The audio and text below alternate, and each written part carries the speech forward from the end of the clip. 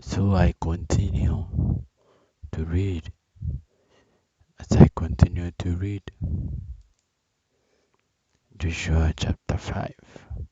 And it came to pass when all the kings of the Amorites, which were on the side of Jordan westward, and all the kings of the Canaanites, which were by the sea, heard that the Lord had dried up the waters of Jordan from before the children of Israel until we were passed over, that their heart melted, neither was there spirit in them any more because of the children of Israel.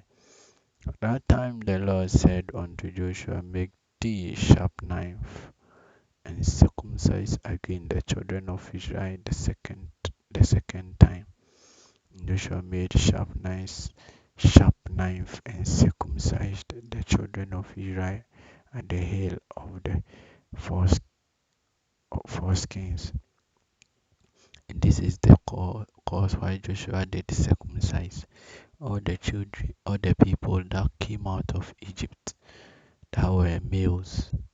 Even all the men of war died in the wilderness by the way after they came out of Egypt.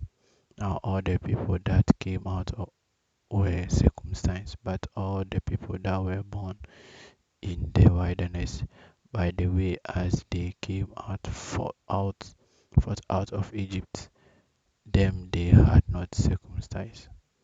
For the children of Israel walked 40 years in the wilderness till all the people that were men of war, which came out of Egypt, were consumed because they obeyed not the voice of the Lord, unto whom the Lord sware that he would not shew them the land, which the Lord sware unto their fathers that he would give us a land that floweth with milk and honey.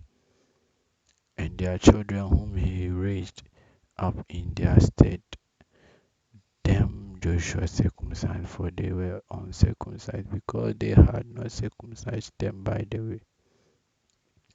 And it came to pass when they had done circumcising all the people that they abode in their place in the camp till they were whole. And the Lord said unto Joshua, This day have I rolled away the reproach of Egypt from off you. Wherefore the name of the place is called Gilgal unto this day. And the children of Israel encamped in Gilgal, and kept the Passover of the 14th day of the month at even in the plains of Jericho.